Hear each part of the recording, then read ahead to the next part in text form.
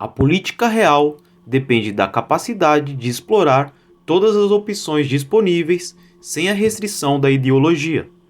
A Índia e a China têm lutado como cães e gatos pela influência na Ásia. Ambas estão tentando monopolizar os mercados, mas, na última década, a China ganhou vantagem com seus projetos econômicos ao longo do hemisfério oriental. A Índia pode ser um grande parceiro comercial por si só, mas a iniciativa Belt and Road alimentou temores. Agora, a Índia está pegando o touro pelos chifres e lançando vários ambiciosos corredores comerciais em todas as direções. Se for bem sucedido, o Blueprint pode reconfigurar os negócios em toda a região. A Índia se transformaria em um pilar de economia globalizada, dando-lhe influência econômica e política. É uma grande estratégia de um enorme peso político. Seja muito bem-vindo ao Caspian Report Brasil. Desde que ingressou na Organização Mundial do Comércio em 2001, a China tem procurado formas de reinventar a conectividade regional na Eurásia.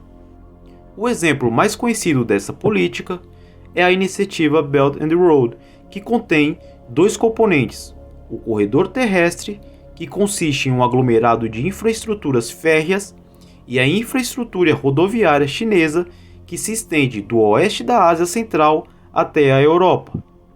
Alguns estão chamando de a nova Rota da Seda. O segundo componente é uma rota marítima que consiste em pontos chineses que se espalham para o oeste através do Oceano Índico. Legisladores chineses chamam esses pontos de colar de pérolas.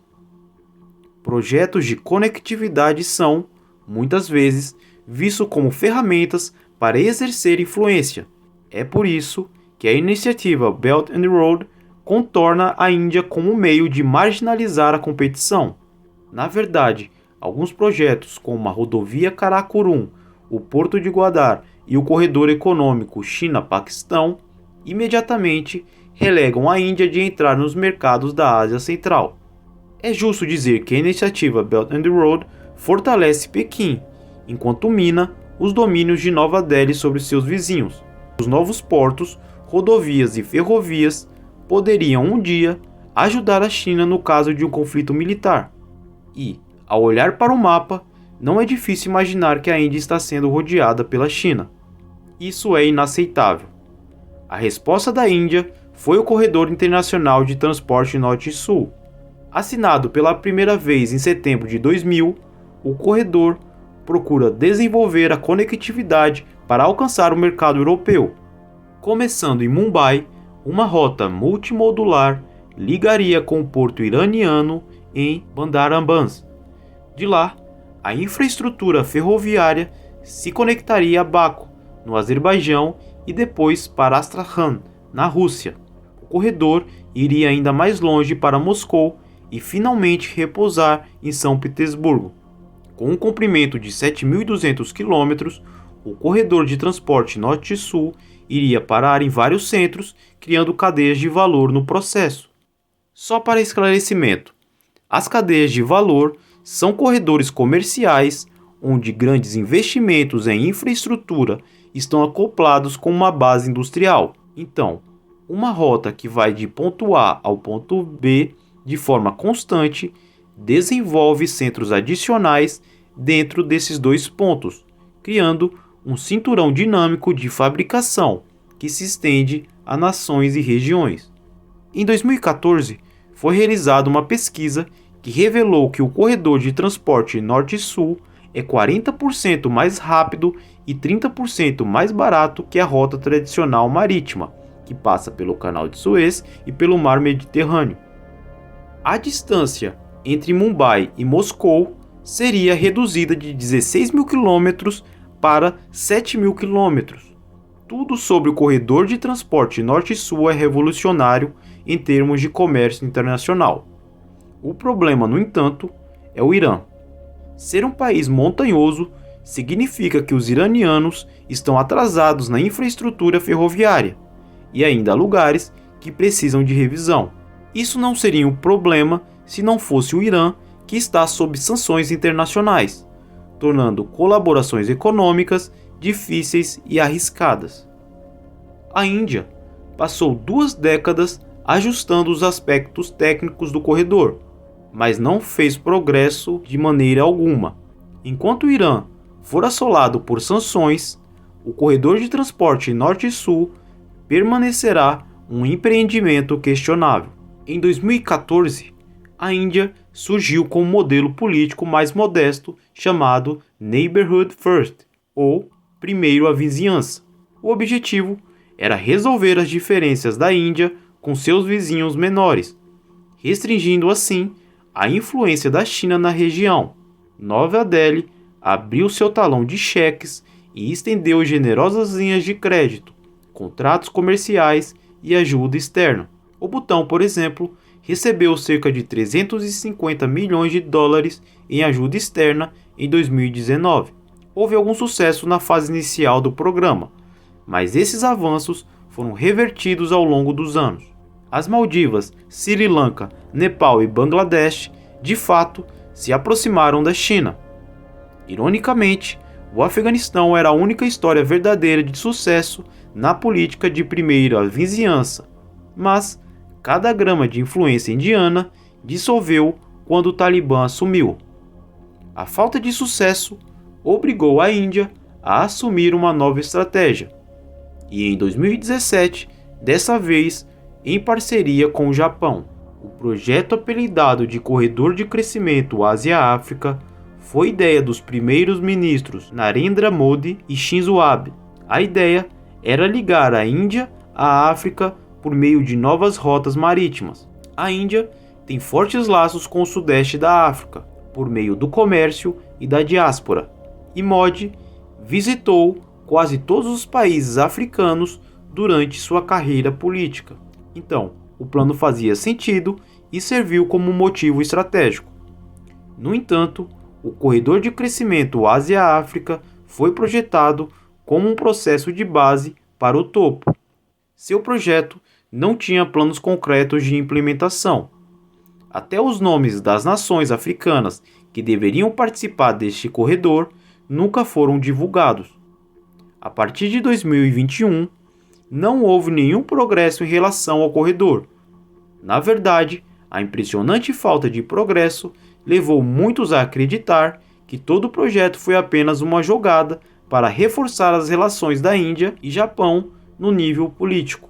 Em termos de negócio, o Corredor de Crescimento Ásia-África pode ser considerado morto no início. Legisladores indianos, nem japoneses, nem mesmo os mencionam. Até agora, com o corredor de transporte norte e sul congelado, o fracasso da política de primeira vizinhança e o golpe cínico de relações públicas do corredor de crescimento Ásia e África, parece que a Índia está recorrendo a outros meios.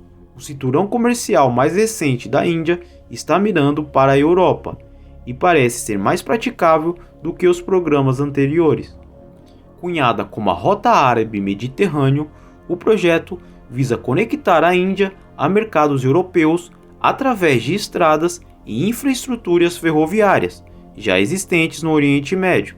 Em um relatório publicado pelo Instituto de Estudos do Sul Asiático na Universidade de Singapura, o professor Michael Taham examina uma mudança de paradigma na conectividade eurasiana da Índia.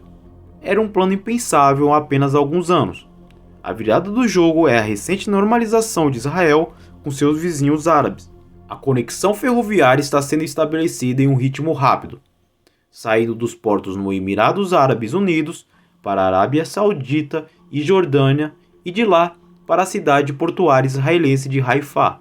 Da costa israelense, as mercadorias serão enviadas através do Mediterrâneo para Pireu, na Grécia, e de lá para o interior, dentro da Europa continental.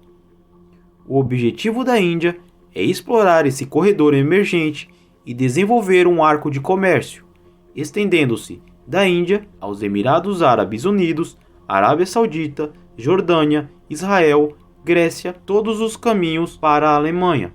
O interessante é que a Índia não estaria sozinha em reconfigurar o corredor árabe-mediterrâneo. Teria, felizmente, de estender o cinturão de Abu Dhabi a Mumbai, A maior parte da infraestrutura para este corredor já está no lugar. Os Emirados Árabes têm vários portos que podem servir como modos de conectividade, e muito da rede ferroviária que vai para Israel já está concluída. Restam apenas cerca de 300 quilômetros a serem construídos na Jordânia e na Arábia Saudita. Uma vez que o corredor árabe-mediterrâneo estivesse operacional, produtos indianos saindo de Mumbai poderiam chegar ao continente europeu em menos de 10 dias. Mas não seria apenas a Europa o destino principal. Ao se conectar à infraestrutura existente, a Índia pode ajudar a desenvolver cadeias de valor ao longo do corredor. O setor agrícola gigante da Índia poderia emergir como uma força indispensável na oferta e demanda regional. Só para dar algum contexto, espera-se que as mudanças climáticas afetem o Oriente Médio drasticamente nas próximas décadas.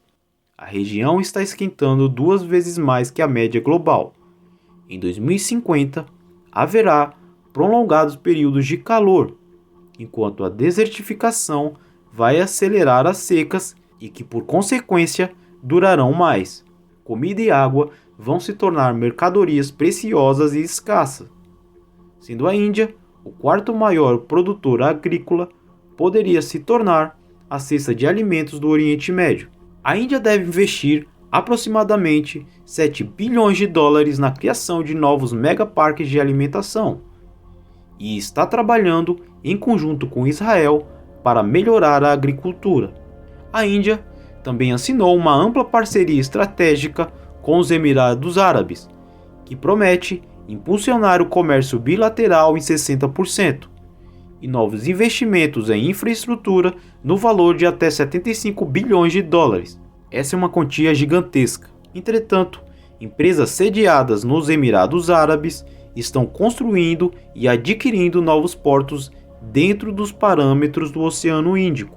Então, enquanto o corredor árabe-mediterrâneo olha principalmente para os mercados da Europa, a situação agonizante no Oriente Médio abre novos caminhos para o comércio. No entanto, por mais entusiasmante que o corredor árabe-mediterrâneo possa parecer, há um porém. O plano é um campo minado na geopolítica.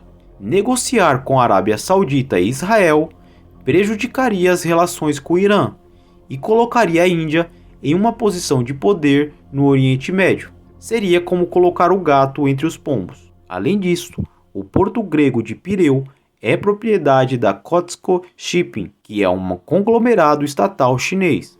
Então, se a Índia planeja contra-atacar a China criando rotas alternativas para a Europa, passar por Pireu é uma má ideia. Isso significa que, ao longo prazo, a Índia terá de construir um porto próprio em algum lugar no Mediterrâneo Oriental ou adquirir um porto existente. Ainda apesar das complicações, um arco da Índia ao Oriente Médio e à Europa é uma ação sensata. A Índia não pode mudar a influência chinesa lutando contra a realidade existente. Para introduzir mudanças, é preciso projetar uma nova configuração que torna a realidade existente obsoleta. E esse foi o Caspian Report Brasil. Se você, assim como eu, aprecia o conhecimento, dê like, comente e compartilhe para que mais pessoas tenham acesso a esse vídeo. Um forte abraço e câmbio. Desligo.